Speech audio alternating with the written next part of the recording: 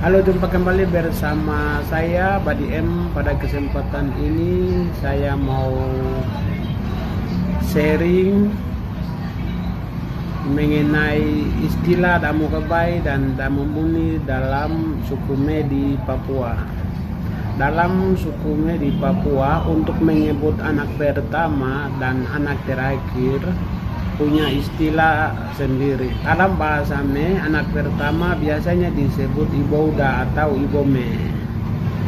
Sedangkan anak terakhir atau anak bungsu disebut Amoeme. Anak pertama dan anak terakhir biasanya diistilahkan dengan Damo Kebai atau Damo Muni. Damo Kebai karena buka pintu keturunan, sedangkan Damo Muni karena tutup keturunan. Ibome disebut buka pintu keturunan karena lahir pertama, sedangkan Amoeme tutup pintu keturunan karena lahir terakhir atau anak terakhir. Antara Ibome dan Amoeme, anak kedua dan ketiga biasa disebut Maga, Mabi, dan lain-lain. Panggilan anak terakhir disebut Amoye tidak terlihat dalam keluarga. Keturunan suku Me dalam satu keluarga mulai berhenti sampai 2 anak atau 3 anak sudah cukup. Apabila keadaan ini berjalan lama tanpa berubah, maka bisa pastikan generasi suku Me atau orang Papua akan hilang atau punah di tanahnya sendiri atau di negerinya sendiri.